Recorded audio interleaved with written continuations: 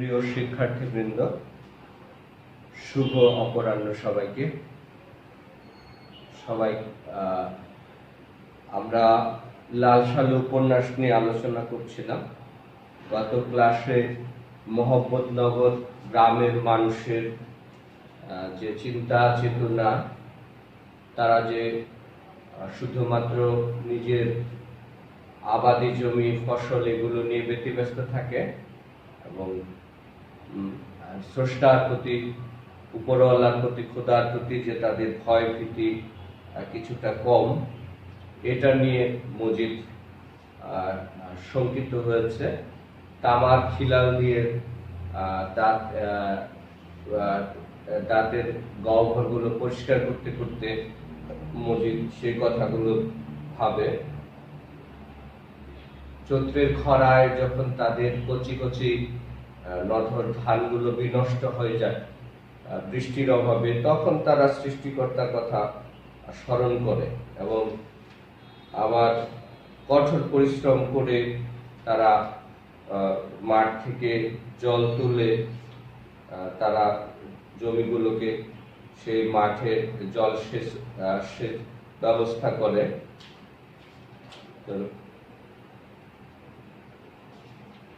আমরা এই অংশটুকু আলোচনা করেছিলাম। এত শ্রম, এত কষ্ট, তবু ভাগ্যের ঠিক ঠিকানা নেই। চৈত্রের শেষ দিকে বা বৈশাখের শুরু, ধান ওঠে ওঠে এমন সময়ে কোনো এক দুপুরে কালো মেঘের সঙ্গে আসে ঝড়, আসে শিলাবৃষ্টি, হয়তো না বলে না কয়ে নিমেষের মধ্যে ধ্বংস করে দিয়ে যায় মাঠ। কোচবিদ্ধ হয়ে নিহত সমীর উদ্দিনের রক্তাপ্লুত দেহের পানে চেয়ে আবেদ জাবেদের মনে দানবীয় উল্লাস হতে পারে, কিন্তু এখন তারা পাথর হয়ে যায়। যার একরত্তি জমিও নেই, তার চোখও ছল ছল করে ওঠে এবং হয়তো তখন খোদাকে স্মরণ করে, হয়তো করে না। অনেক পরিশ্রম করে তারা ফসল ফলায়, কিন্তু চৈত্র মাসের শেষ দিকে অথবা বৈশাখ মাসে ধান যখন পাতা ধরে, ধান কাটার সময় আসে, এরকম সময় হঠাৎ করে দুপুরবেলা কালো মেঘের সঙ্গে অপ্রচন্ড ঝড়, শিলাবৃষ্টি মুহূর্তের মধ্যে তাদের সব স্বপ্ন যেন ধূলিসাৎ করে দেয়, সব ফসল বিনষ্ট হয়ে যায়। তখন যাদের জায়গা জমি নাই তেমন তারাও তাদের চোখ জলে ভরে যায় অন্যদের জন্য দুঃখ দেখে, মাঠের ফসল নষ্ট হওয়া দেখে। মাঠের প্রান্তে একাকী দাঁড়িয়ে মজিদ দাঁত হেলাল করে আর সে কথাই ভাবে। কাতারে কাতারে সারবন্দি হয়ে দ্বিতীয়ার চাঁদের মতো কাস্তে নিয়ে মজুদরা যখন ধান কাটে আর বুক ফাটিয়ে গীত গায়, তখনও মজিদ দূরে দাঁড়িয়ে দেখে আর ভাবে। গলার তামার খিলাল দিয়ে দাঁতের গহ্বর গুতোয় আর ভাবে, কিসের এত গান, এত আনন্দ? মজিদের চোখ ছোট হয়ে আসে। রহিমার শরীরে তো এদেরই রক্ত, আর তার মতোই তো এরা তাগড়া, গাট্টা গোট্টা ও প্রশস্ত। রহিমার চোখে ভয় দেখেছিল মজিদ। এরা কি ভয় পাবে না? ওদের গান আকাশে ভাসে, ঝিলমিল করতে থাকা ধানের শীষে এদের আকর্ণ হাসির ঝলক লাগে। ওদের খোদার ভয় নেই। মজিদও চায় তার গোলা ভরে উঠুক ধানে, কিন্তু সে তো জমিকে ধন মনে করে না, আপন রক্ত মাংসের শামিল খেয়াল করে না। সোন দৃষ্টিতে অবশ্যই চেয়ে চেয়ে দেখে ধান কাটা, কিন্তু তাদের মতো লোম জাগানো পুলক জাগে না তার অন্তরে। হাসি তাদের প্রাণ, একথা মজিদের ভালো লাগে না। তাদের গীত ও হাসিও ভালো লাগে না। ঝালরওয়ালা শালু কাপড়ে আবৃত মাজারটিকে তাদের হাসি আর গীত অবজ্ঞা করে যেন। এই মানুষগুলো অনেক প্রাণ প্রাচুর্যে পরিপূর্ণ, অনেক হাসি খুশি, প্রাণোচ্ছল। তারা যখন মাঠ ধানে ভরে ওঠে, সেই ধান যখন কাটে, তখন তারা দল বেঁধে গান গায়, গলা ছেড়ে তারা গান গায়। এবং এই গান ফসলের প্রতি তাদের আকর্ষণ, মাটির প্রতি তাদের যে আকর্ষণ, এবং ফসলের পাওয়ার পরে ফসল কাটার যে আনন্দ, পরিশ্রমের পরে, এতে মজিদের মনে এক ধরনের এদের প্রতি এক ধরনের ক্ষোভ, রাগ হয়। মজিদ ধান, জমি জায়গা, এগুলো মানুষের জন্য প্রয়োজন আছে, কিন্তু এগুলো যে একেবারে মাটির পুজো করতে হবে, এই জায়গা জমি এত পরিচর্যা করতে হবে, আবার ফসল পেলে এত আনন্দিত হতে হবে খোদাকে ভুলে গিয়ে, সেটা মজিদের ভালো লাগে না। মজিদের মনে হয় এই ঝালরওয়ালা মিথ্যে যে মাজার, এই মাজারটাই এদের হাসি আর গানের বিরুদ্ধে যেন এক ধরনের উচিত শিক্ষা, এই মিথ্যে গল্প বলা যে মাজার। জমায়েতকে মজিদ বলে, খুদাই রিজিক দেনেওয়ালা। শুনে শালু কাপড়ে ঢাকা রহস্যময় চিরনীরব মাজারের পাশে তারা স্তব্ধ হয়ে যায়। মজিদ বলে, মাঠ ভরা ধান দেখে যাদের মনে মাটির প্রতি পূজার ভাব জাগে, তারা ভূত পূজারী, তারা গুনাহগার। জমায়েত মাথা হেট করে থাকে। মাজারে যখন লোক আসে, তখন মজিদ তাদেরকে বোঝানোর চেষ্টা করে, ধর্মীয় জ্ঞান দেওয়ার চেষ্টা করে। যে মজিদ সমবেত মানুষকে, জনতাকে বলে, খুদাই রিজিক দেনেওয়ালা, তিনি মানুষের রুটি রুজির ব্যবস্থা করে দেন। তিনি আসলে মানুষের প্রয়োজনীয় আহার্য দ্রব্য, খাদ্যদ্রব্য সহ যা কিছু আছে, তার প্রয়োজনীয় সামগ্রী, মৌলিক চাহিদা সবকিছু সৃষ্টিকর্তাই, খুদাই এগুলো ব্যবস্থা করে দেন। তবে মজিদ তার একটা ক্ষোভ আছে এই মানুষগুলোর প্রতি, রাগ আছে, সেটাই মজিদ বলবার চেষ্টা করেছে। যে মাঠ ভরা ধান দেখে যাদের মনে মাটির প্রতি পূজার ভাব জাগে, তারা আসলে ভূত পূজারী, ভূতের পূজারী। তারা মাটির পূজা করে না, তারা খোদা সৃষ্টিকর্তার পূজা করে না, আরাধনা করে না, তারা আসলে ভূতের পূজারী। তারা গুনাহগার, তারা পাপী। এবার সমবেত জনতা মাথা নিচু করে থাকে। বতর দিন ঘুরে আসে, আবার পেরিয়ে যায়। মজিদের জমিজত বাড়ে, সঙ্গে সঙ্গে সম্মানও বাড়ে। গায়ের মাতব্বর ওর কথা ছাড়া কথা কয় না। সলা পরামর্শ, আদেশ, উপদেশ, নসিহতের জন্যে তার কাছেই আসে। চিরনীরব শালু কাপড়ে আবৃত মাজারের মুখপাত্র হিসেবে তার কথা সাগ্রহে শোনে। ধরা পড়লে তারই কাছে ছুটে আসে খতম পড়াবার জন্যে। খুদা রিজিক দেনেওয়ালা, এ কথা তারা আজ বুঝে। মাঠের বুকে গান গেয়ে গজব কাটানো যায় না বুঝে। মজিদ আত্মবিশ্বাস পায়। মজিদ ধীরে ধীরে বতর দিনে ফসলের মৌসুমে প্রচুর শস্য সে পায়, ধান তার হয়, গোলা ভরে যায়, তার জায়গা জমি বাড়ে, সাথে সম্মানও বাড়ে। গ্রামের যে মাতব্বর এখন, সেই মাতব্বর মজিদের কথা ছাড়া, পরামর্শ ছাড়া কথাই বলে না। মজিদের তার কাছ থেকে আদেশ, নির্দেশ, উপদেশ, সলা পরামর্শ, দোয়া দরুদের জন্য সবসময় মজিদের কাছে আসে মাতব্বর। মজিদের ভীষণ নির্ভরশীল হয়ে পড়েছে মজিদের উপর। আর মজিদ যেহেতু লাল শালু কাপড় দেওয়া সেই চির নীরব মাজারের মুখপাত্র হিসেবে সে তাদের কথা শোনে। খরা পড়লে খতম পড়ানোর জন্য কোরআন পড়ানো, তিলাওয়াত করানোর জন্য তার কাছে আসে দোয়া দরুদের জন্য।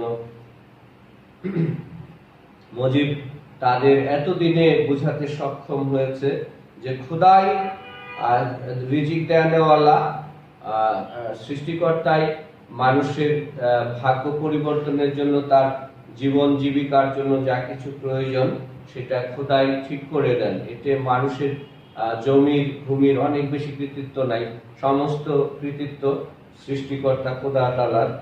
তারাও আজকাল এই কথাটা বুঝেছে, মাঠের বুকে গান গেয়ে গজব কাটানো যায় না,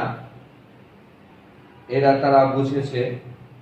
এবং মুজিব এবার আত্মবিশ্বাস পায়, সে যা চেয়েছে, মানুষগুলোকে যেভাবে সে চেয়েছে, সময় লাগলেও এতদিন পরে মানুষগুলো যেন আস্তে আস্তে খোদার পথে আসছে, তার পথেই আসছে। মুজিব 7 ছেলের বাপ দুদু মিয়াকে প্রশ্ন করে, কলমা জানো মিয়া? ঘাড় গুঁজে আধা পাকা মাথা চুলকায় দুদু মিয়া, মুখে লজ্জার হাসি। গর্জে ওঠে মুজিব, বলে, হাসিও না মিয়া। থতমত খেয়ে হাসি বন্ধ করে দুদু মিয়া। 7 ছেলের এক ছেলে সঙ্গে এসেছিল, সে বাপের অবস্থা দেখে খিলখিল করে হাসে। বাপের মাথা নত করে থাকার ভঙ্গিটা যেন গাধার ভঙ্গির মতো হয়ে উঠেছে। চোখ কিন্তু তার পিটপিট করে, বলে, আমি গরিব মূর্খ মানুষ, খোদাকে হয়তো সে জানে, কিন্তু জ্বলন্ত পেটের মধ্যে সবকিছু যেন বাষ্প হয়ে মিলিয়ে যায়, ভেতরে গনগনে আগুন, সব উড়ে যায়, পুড়ে যায়। আজ লজ্জায় মাথা নত করে রাখে, গাধার মতো পিঠে ঘাড়ে সমান।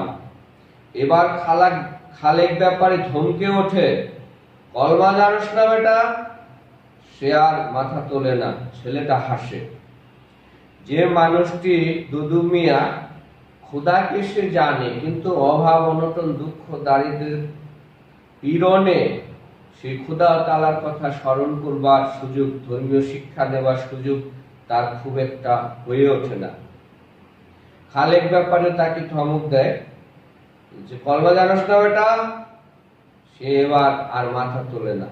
তার সাথে আসা ছোট ছেলেটা সে হাসে। খালেক ব্যাপারী একটি মক্তব দিয়েছে, এরই মধ্যে একপাল ছেলে মেয়ে জুটে গেছে। ঘুরে যখন কলতান করে আমসিপাড়া পড়ে, তখন কখনো মজিদের মনে স্মৃতি জাগে, শৈশবের স্মৃতি, যে দেশ ছেড়ে এসেছে, যে শস্যহীন দেশ তার জন্মস্থান, সেখানে একদা এক মক্তবে এই রকম করে আমসিপাড়া সে পড়তো। ভোরবেলা খালেক ব্যাপারের মক্তবে কলতান করে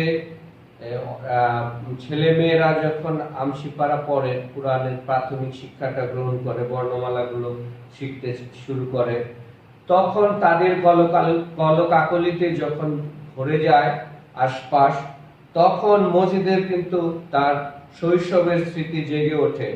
সে যে দেশ থেকে, শস্যহীন মরার অভাবী দেশ থেকে সে আসছিল, তার জন্মভূমি, সেই এলাকায়, সেই অঞ্চলে এরকম সকাল ভোরবেলায় ন্যাংটা শিশুরা থেকে শুরু করে ছেলে মেয়েরা দল বেঁধে, সার বেঁধে সেই মক্তবে যেত, এবং সেখানে তারা দল বেঁধে এই আমসিপাড়া পড়ত। অনেকদিন পর মজিদের তার শৈশবের যে স্মৃতি, সেটি যেন তার চেতনালোকে, তার স্মৃতির মণিকোঠায় ভেসে ওঠে। অবশেষে মজিদ আদেশ দেয়, ব্যাপারীর মক্তবে তুমি কলমা শিখবা। ঘাড় নেড়ে তখনই রাজি হয়ে যায় লোকটি। শেষে মুখ তুলে বোকার মতো বলে, গরিব মানুষ, খাইবার পাই না। লোকটির মাথায় যেন ফিট, যত্রতত্র কারণে অকারণে না খেতে পাওয়ার কথাটি শোনানো অভ্যাস তার। শুনিয়ে হয়তো মানুষের সমবেদনা আকর্ষণ করবার চেষ্টা করে, কিন্তু লোকে খেতে পায় না। পায় না, এতে সমবেদনা কি আছে? প্রশ্ন থাকলে তো সমবেদনা থাকবে। ও কি করে অমন গাধার মতো ঘাড় পিঠ সমান করতে পারে সে কথা তো কেউ জিজ্ঞেস করে না। দৃশ্যটি অবশ্য উপভোগ করে। লোকটি নিরীহ, একান্তই দুঃখ দারিদ্র অভাবের শিকার এবং ভীষণ বিনয়ী। মজিদের পক্ষ থেকে খালেক ব্যাপারী ধমকে বলে, হইছে হইছে, ভাগ। সে রাতে দোয়া দরুদ সেরে মাজার ঘর থেকে বেরিয়ে এসে বাঁ পাশের খোলা মাঠের পানে তাকিয়ে মজিদ কতক্ষণ চুপচাপ দাঁড়িয়ে থাকে। দিগন্ত বিস্তৃত হয়ে যে মাঠ দূরে আবছা ভাবে মিলিয়ে গেছে, সেখান থেকে তারা রাজ্য। ওধারে গ্রাম নিস্তব্ধ, দু একটা পাড়ায় কেবল কুত্তা ঘেউ ঘেউ করে। সেই রাতে দোয়া দরুদ সেরে মাজার ঘর থেকে বেরিয়ে আসবার পরে মজিদ বাম পাশে যে খোলা মাঠ, সেখানে অনেকক্ষণ চুপচাপ দাঁড়িয়ে থাকে। দিগন্ত বিস্তৃত যে মাঠ একেবারে নীলিমায় মিলিয়ে গেছে, সেই দিকে তাকিয়ে সে তারার রাজ্য। সেখানে মাঠের পরে গ্রামটা নিস্তব্ধ হয়ে আছে, দুই এক পাড়ায় কেবল কুত্তা ঘেউ ঘেউ করছে। নীরবতার মধ্যে হঠাৎ মজিদ একটা শক্তি বোধ করে অন্তরে। মহব্বতনগর গ্রামে সে শক্তির শিকড় গেড়েছে, আর সে শক্তি শাখা প্রশাখা মেলে সারা গ্রামকে আচ্ছন্ন করে লোকদের জীবনকে জড়িয়ে ধরেছে সবলভাবে। প্রতিপত্তিশালী খালেক ব্যাপারী আছে বটে, কিন্তু তার শক্তিতে আর মজিদের শক্তিতে প্রভেদ আছে। আজ এই লোকদেরই খালেক ব্যাপারী চাবুক মারুক, প্রতিপত্তির ভয়ে তারা মুখে রা না করলেও অন্তরে ঘনিয়ে উঠবে দেশ প্রতিহিংসার আগুন। মজিদের শক্তি ওপর থেকে আসে ওই শালু কাপড়ে আবৃত মাজার থেকে। মাজারটি তার শক্তির মূল। এই নীরব অন্ধকারের নিস্তব্ধতার মধ্যে হঠাৎ মজিদ নিজেকে নিয়ে একটা আত্মবিশ্লেষণ করে, আত্মসন্ধান করে, এবং তার কাছে মনে হয় যে মহব্বতনগর গ্রামে এতদিনে সে সত্যি সত্যি শিকড় গাড়তে সক্ষম হয়েছে। তার পায়ের তলার মাটিটা শক্ত হয়েছে, তার ভিতটা শক্ত হয়েছে। সে এই গ্রামের মানুষগুলোকে তার নিয়ন্ত্রণে আনতে সক্ষম হয়েছে। সে যেভাবে পরিচালনা করতে চায় সে সেটি করতে সক্ষম হয়েছে। হ্যাঁ, গ্রামে আরেকজন লোক আছে, প্রভাবশালী ক্ষমতাশালী মাতব্বর খালেক ব্যাপারী, কিন্তু খালেক ব্যাপারীর শক্তি আর তার শক্তির মধ্যে বিরাট একটা প্রভেদ আছে। খালেক ব্যাপারী তার প্রভাব প্রতিপত্তি দিয়ে কাউকে শাস্তি দিলে হয়তো তারা প্রতিবাদ করবে না সরাসরি, কিন্তু ভিতরে ভিতরে রাগ, ক্ষোভ, প্রতিহিংসা সেগুলো তারা কিন্তু পুষে রাখবে। কিন্তু মজিদ যদি কাউকে কোনো ব্যাপারে শাস্তি দেয়, তাহলে মানুষ কিন্তু সেটা সেভাবে আর রাগ, হিংসা, বিদ্বেষ পোষণ করে রাখে না। কারণ মজিদের শক্তি আসলে উপর থেকে আসে, মাজার থেকে আসে। সেই মাজারের ঘুমন্ত যে পীর, মুদাসসির পীর, সেই মুদাসসির পীর তাকে শক্তি দান করে। এই কারণে মজিদের কাছে রয়েছে অলৌকিক শক্তি। মাজারটি তার সমস্ত শক্তির মূল। মজিদের সে শক্তি প্রতিফলিত হয় রহিমার উপর। মেয়ে মানুষেরা আসে তার কাছে।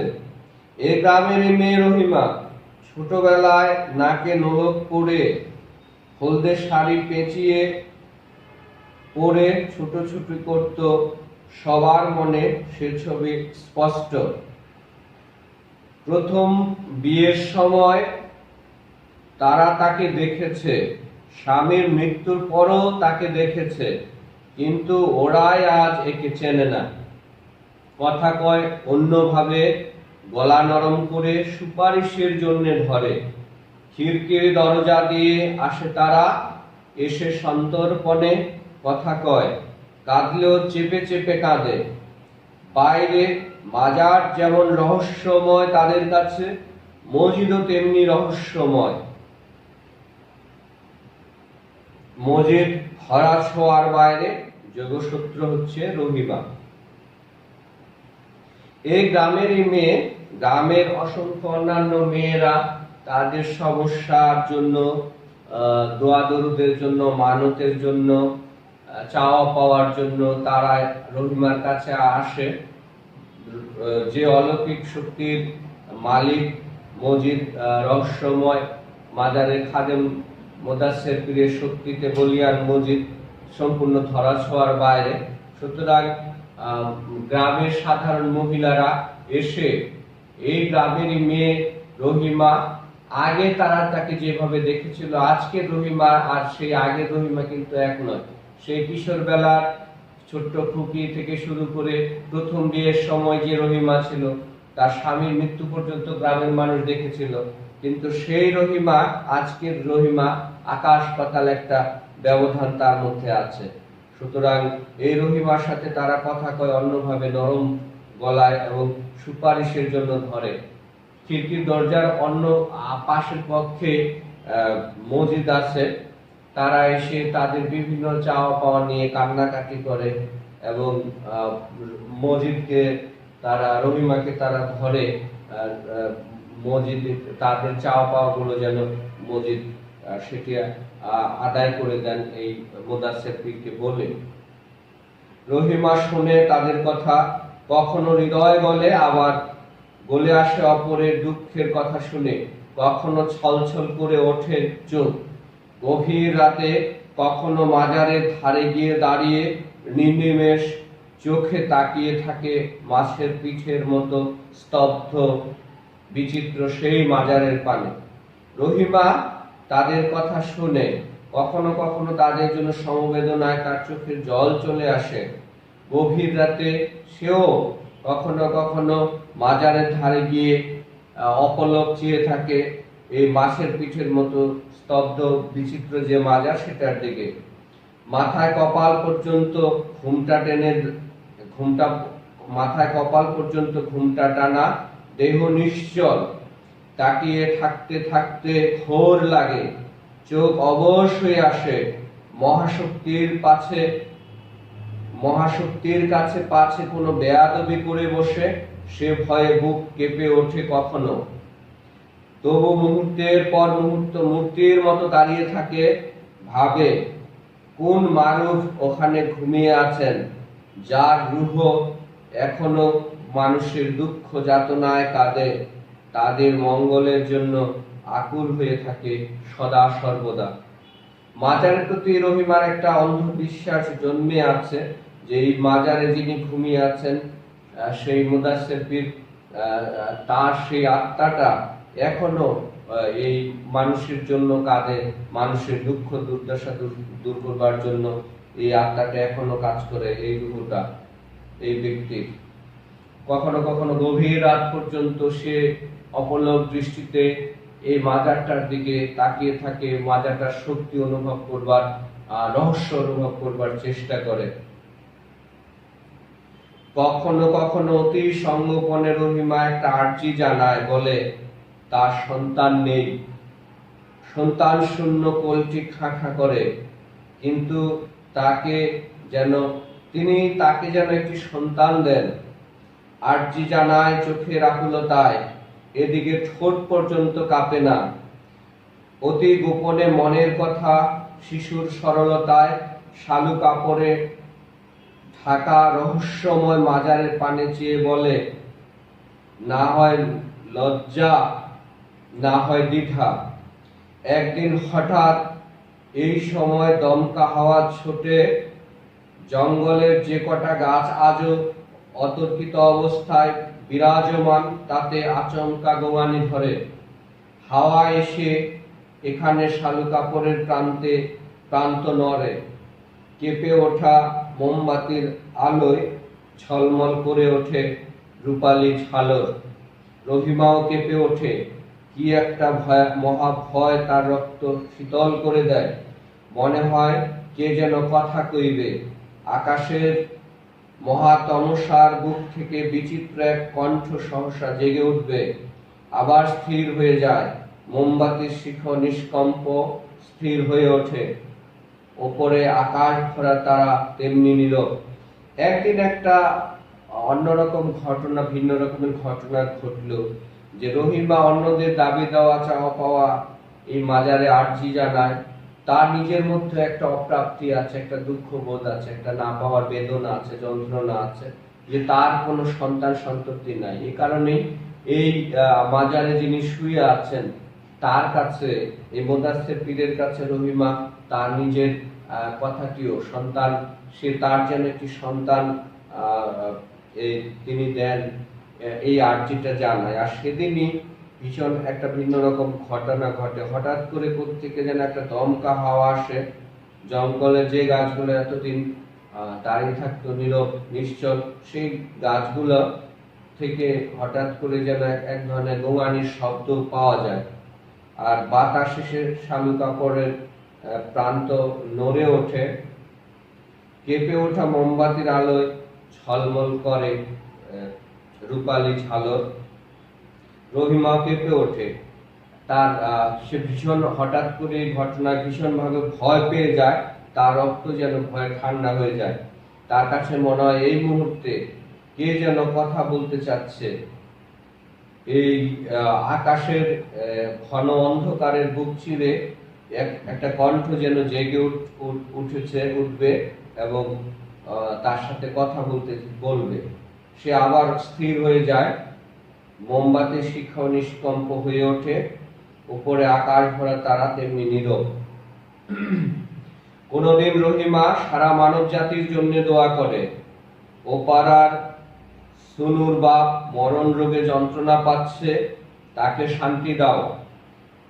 খেতানির মা পক্ষাঘাতে কষ্ট পাচ্ছে, তার উপর করুণা করো, রহমত করো।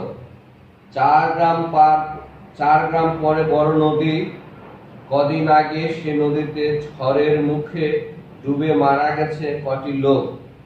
তাদের কথা স্মরণ করে বলে, ঘরে স্ত্রী পুত্র রেখে নৌকা নিয়ে যারা নদীতে যায় তাদের ওপর যেন তোমার রহমত হয়। রহিমা কখনো কখনো মানব জাতির জন্য দোয়া করে। তার আশেপাশে পরিচিত যারা বিপদে আছে, নানান মরণ রোগ ব্যাধিতে কষ্ট পাচ্ছে, যন্ত্রণা পাচ্ছে, এরকম সনুর বাবা, খেতানির মা পক্ষাঘাতে কষ্ট পাচ্ছে। অন্য নদী পার হয়ে কয়েকদিন আগে একটা নৌকা ডুবি হয়েছে, সেখানে কয়েকজন লোক মারা গিয়েছিল। সেই মানুষগুলোর আত্মার মাগফিরাত কামনা করে। পাশাপাশি এখন পর্যন্ত যারা নদীতে এভাবে পরিবার রেখে, স্ত্রী পুত্র রেখে নদীতে মাছ ধরতে যায়, অন্যান্য পারাপারের জন্য যায়, তাদের জন্য রহিমা দোয়া করে। আজকে আমরা এই পর্যন্ত আলোচনা করলাম।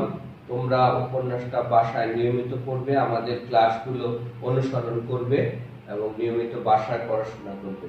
তোমাদের সবাইকে অনেক অনেক ধন্যবাদ জানিয়ে আজকের ক্লাস শেষ করছি।